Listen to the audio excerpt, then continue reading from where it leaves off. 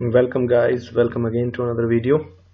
तो चलिए time waste किए बिना अपना पेपर और पेन लेकर के बिल्कुल बैठ जाइए और अपना टेस्ट स्टार्ट करते हैं। हमेशा की तरह से जो स्टूडेंट्स न्यू हैं उनको मैं बता देता हूँ कि हर वीडियो जो स्पोर्टिंग एरर से चल रही है इसमें 10 सेंटेंस का आपका सेल्फ टेस्ट होता है। मैं आपको यहाँ पर 10 सेंटेंस न्यू दूंगा और आपको उनके आंसर्स देने हैं मेरे आंसर बताने से पहले, और उसके बाद मुझे कमेंट बॉक्स में बताना है कि किस स्टूडेंट ने कितने मार्क्स गेन किए हैं। ठीक है, तो चलिए आगे चलते हैं अपने सेट की तरफ। अपनी लास्ट वीडियो में हम पहले 10 सेंटेंसेस कर चुके हैं जो कि सेंटेंस एरर और दूसरे सेंटेंस में ब्लैंक वाले क्वेश्चंस थे। आज जो हमारा टर्न है वो है हमारे इम्प्रूवमेंट्स का। मैंने 3 चीज़ें बताई हैं सभी को, और 3 चीज़ें कौन सी हैं ये बता रखी हैं कि ग्रामर में इम्प्रूवमेंट, ब्लैंक्स और एरर्स, ये तीनों चीज़ें पूछी जाती हैं।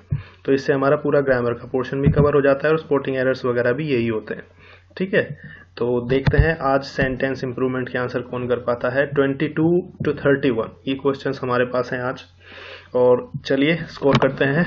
तो पहला sentence that is being given is the glass figurine that was being shown in the store window appealed to me. That was exhibited, that was on display, that was advertised and no improvement। कौन सा आपका answer लग रहा है? Answer बताइए, फिर मैं बता रहा हूँ आंसर। चलिए अब सबसे पहले तो मीनिंग्स देख लेते हैं इस वर्ड में, इस सेंटेंस में क्या नए मीनिंग्स आए हैं। एक तो है फिगरिन, ये एक प्रकार की स्टैचू होती है। बस ये ग्लास लिख दिया इसके सामने तो ये ग्लास वाली स्टैचू हो गई। क्या होती है एक बार मैं आपको दिखा देता हूँ। देखिए ये हो गई फिगरिन। नॉर्मल स्टैचू वगैरह जो होती हैं किसी भी चीज़ की बनी हो सकती हैं, बट अगर हम ग्लास की फिगरिन बोलते हैं तो उस फिगरिन को देख लीजिए, ये रही आपकी कुछ ग्लास की फिगरिन। तो बस ध्यान रखना एक तरह की स्टैचू ही है, बस ग्लास की कही तो ग्लास की हो गई, नॉर्मली कही तो वैसी हो गई। तो फिगरिन का मतलब आप स्टैचू लिख सकते हैं। अब आगे बढ़ते हैं अपने नेक्स्ट वर्ड की तरफ, और जो वर्ड यहाँ पर दिया हुआ है वो है अपील, जो कि एक वर्ब है जिसके बाद टू प्रीपोजिशन भी लगाई हुई है प्रोनाउन से पहले। तो अपील का मीनिंग लिख लीजिए। अपील का मतलब होता है आकर्षित करना, अट्रैक्ट करना। ठीक है, बहुत अच्छी कोई चीज़ लगना तो उसे अपील कहते हैं। नेक्स्ट जो वर्ड हमारे सामने है एग्जिबिट। एग्जिबिट का मतलब भी प्रदर्शन करना होता है, और एडवर्टाइज का मतलब तो आप जानते ही हैं। तो आपके अकॉर्डिंग आंसर क्या होना चाहिए? कुछ स्टूडेंट्स का आंसर यहाँ पर गलत हो सकता है। इसका आंसर वैसे बी है, और बी क्यों है इसकी हिंदी सुनिए जरा। Glass figurine that was being shown, जो स्टोर की विंडो पर दिखाई जा रही थी। यहाँ पर दिखाई जा रही थी का मीनिंग नहीं है, यहाँ पर सेंटेंस का मीनिंग है जो ग्लास फिगरिन, जो ग्लास की स्टैचू थी, वो जो डिस्प्ले पर थी वो मुझे काफी अपील्ड लगी, यानी कि उसने मुझे बहुत अट्रैक्ट किया। ये सेंटेंस की हिंदी है। तो दिखाई नहीं जा रही थी वो was verb plus being plus verb की थर्ड फॉर्म। ये जो स्ट्रक्चर है ये पैसिव वॉइस का है, यानी किसी के द्वारा कोई काम किया जा रहा है। एक्चुअल में ऐसा नहीं है। यहाँ पर सेंटेंस की हिंदी सिर्फ इतनी है कि ग्लास फिगरिन जो डिस्प्ले पर थी, आपने देखा होगा ग्लास के काउंटर्स होते हैं, उन पर कुछ चीजें रखी रहती हैं, तो वो केवल जब वो शो करते हैं तो उसके लिए डिस्प्ले वर्ड यूज होता है। ठीक है ना। तो खैर नेक्स्ट सेंटेंस पे बढ़ते हैं अपने। आंसर बताइएगा इसका, फिर मैं समझाऊंगा इसे। She said that she was glad to be here that evening. उसने कहा कि उस शाम को वह यहाँ होने पर बहुत खुश थी, या वहां होने पर। आंसर सही पहचाने स्टूडेंट्स। ये एक्चुअल में पैसिव वॉइस है, और पैसिव वॉइस होने की वजह से, सॉरी पैसिव नहीं, गलत बोल गया मैं, ये इनडायरेक्ट स्पीच है। और इनडायरेक्ट स्पीच होने की वजह से आप सभी जानते होंगे कि हेयर को हम इनडायरेक्ट में बदलते समय देयर में बदल देते हैं। तो सिंपल सा एरर डायरेक्ट इनडायरेक्ट के चैप्टर से बिल्कुल ऊपर से पूछा गया है, और आंसर है इसका बी, टू बी देयर।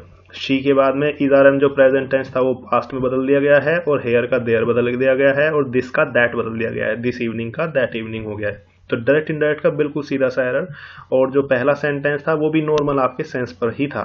ठीक है ना। नेक्स्ट सेंटेंस हमारा दिया गया है जो वो है 24th, पढ़िए इसको। सेंटेंस है the notorious criminal went to the police to go to the prison.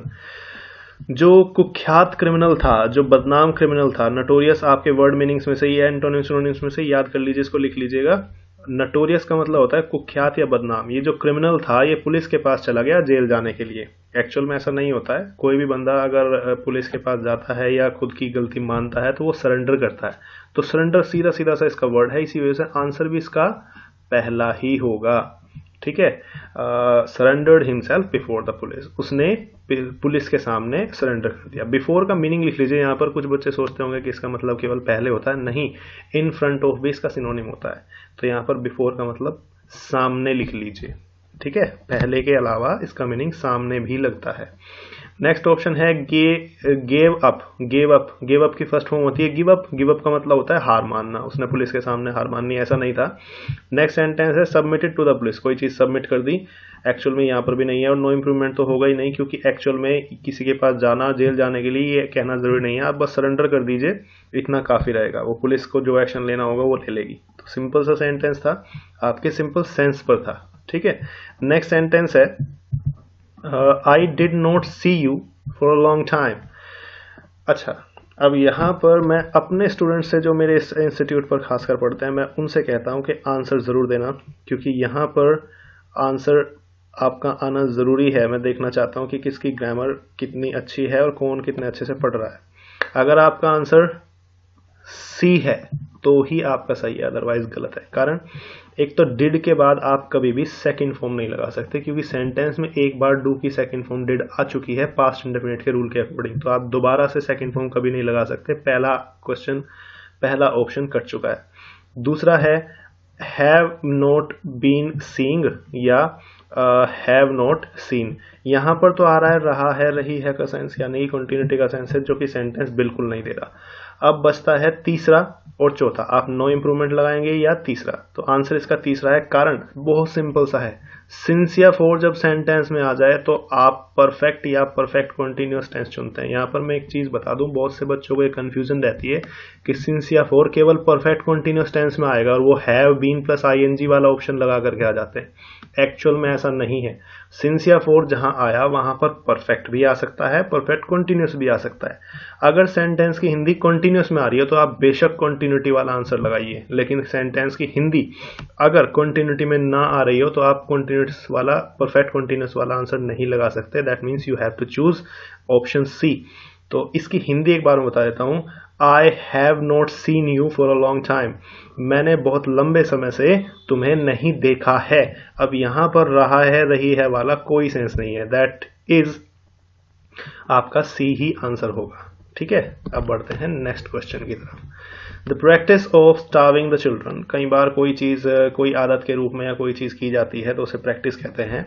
तो बच्चों को भूखा रखना, बच्चों को भूखे रखने की जो आदत है, in order to cure diarrhoea, diarrhoea को क्योर करने के लिए, ठीक करने के लिए, ऑल्सो अग्रवेट्स द सिचुएशन, ये सिचुएशन को और ज्यादा अग्रवेट कर देता है, यानी कि भड़का देता है। किसी चीज की गंभीरता को बढ़ा देना एग्रेवेट कहलाता है। ठीक है, तो चलिए यहां पर देख लेते हैं। यहां पर द इसलिए नहीं लगेगा, कारण है यहां पर आंसर इसका बी ऑप्शन होगा।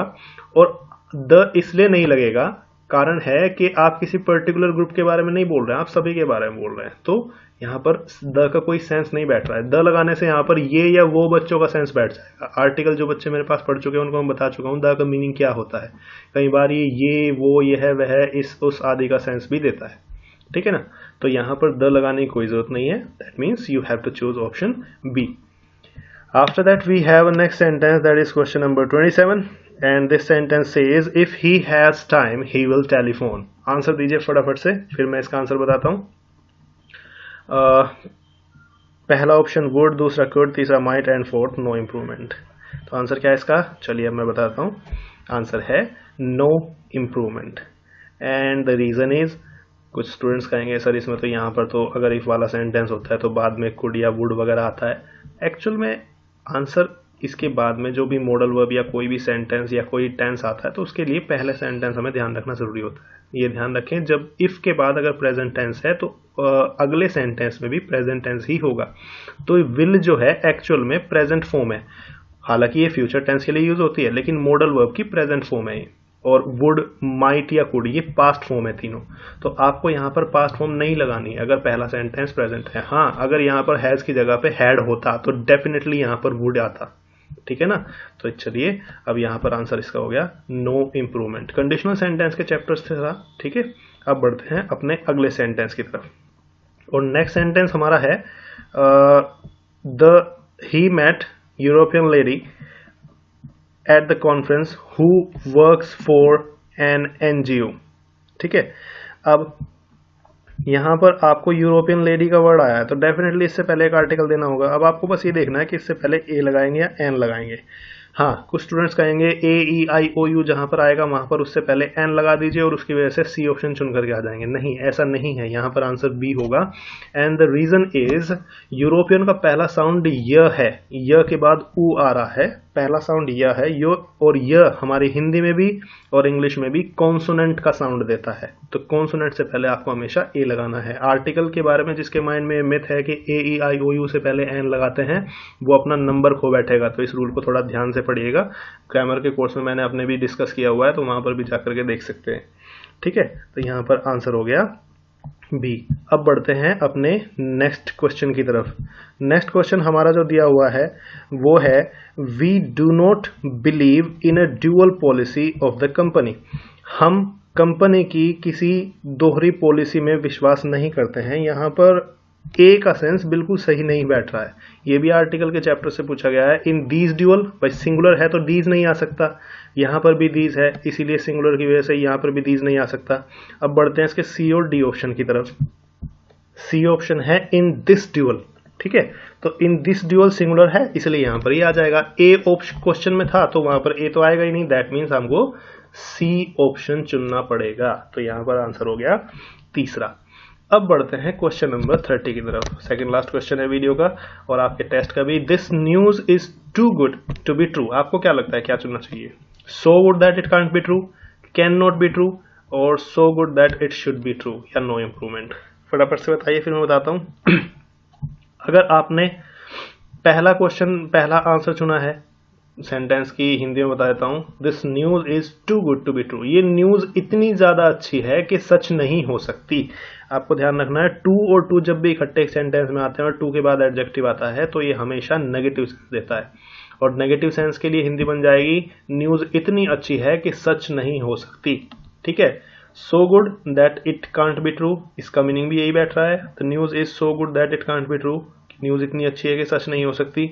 और ये वाला कांट बी ट्रू तो आप नहीं लगाएंगे, इज के तुरंत बाद आप मॉडल वर्ब लगा देंगे, रूल गलत हो जाएगा। और so good that it should be true, कि ये इतनी अच्छी है कि ये सच होनी चाहिए, एक्चुअल में नहीं है, थोड़ा सा उल्टा भाव आ रहा है तो इसलिए नेगेटिव तो देना ही है। ठीक है, अब आता है नो इम्प्रूवमेंट।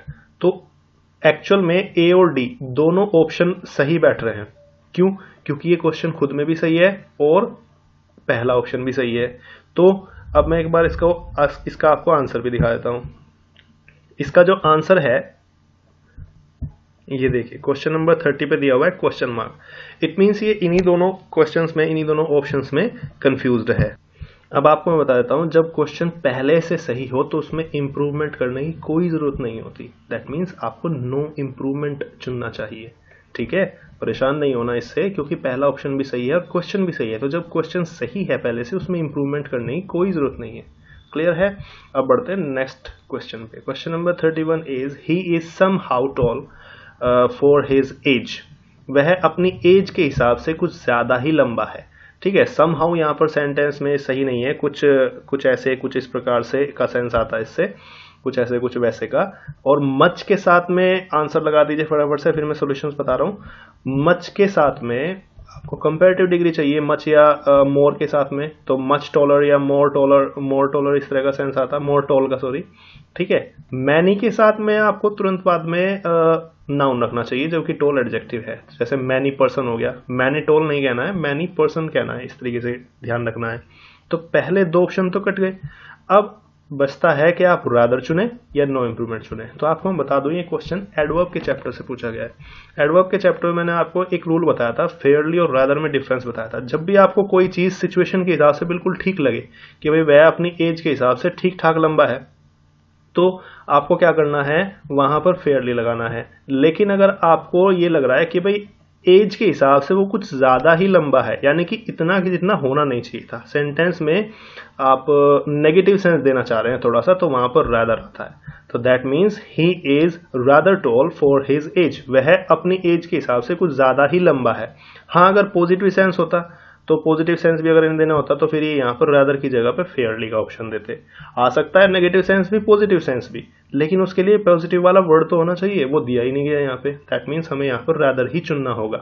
फेयरली और रादर में एक और क्वेश्चन से आपको अंतर बता देता हूँ। जैसे मान लीजिए आप एक सेंटेंस बोल सकते हैं, आप मान लीजिए कॉफी या चाय पी रहे हैं और आप कह सकते हैं द टी या the coffee is fairly hot और the tea is rather hot. दोनों में आपने फेयरली और रादर का ही अंतर किया है बस। फेयरली अगर आप लगाते हैं तो आप कहते हैं चाय काफी अच्छी है, यानी कि आपको पसंद आ रही है। फेयरली से आप पॉजिटिव इफेक्ट दिखाना चाह रहे हैं। और अगर आप ये कह रहे हैं coffee is rather hot, rather का मतलब आपको जितनी वो गर्म है वो आपको पसंद नहीं आ रही। हो सकता है आपकी जीभ जल रही हो उसे पीते हुए, या कुछ ज्यादा ही गर्म हो, या फिर गर्म ही ना हो, ठंडी हो गई हो। तो रादर हॉट का मतलब आप उसे नेगेटिव सेंस देंगे। तो यहाँ पर आपको एज के अकॉर्डिंग ज्यादा लंबा दिखाना है उसे, मतलब जितना होना नहीं चाहिए, इस वजह से आपने रैदर चुना। और पॉजिटिव सेंस दिखाना होता तो यहाँ पर ये फेयरली का ऑप्शन भी देता, फिर ये रैदर नहीं देता ऑप्शन में, क्योंकि कोई एक ही दिया जा सकता है। ठीक है, तो आज के लिए वीडियो में इतना ही। मिलते हैं नेक्स्ट वीडियो में। टिल देन अपना ध्यान रखिए, और नेक्स्ट वीडियो में नेक्स्ट सेट कराएंगे। 2 सेट हमारे इन 4 वीडियो में कंप्लीट हो चुके हैं। ओके, चलिए।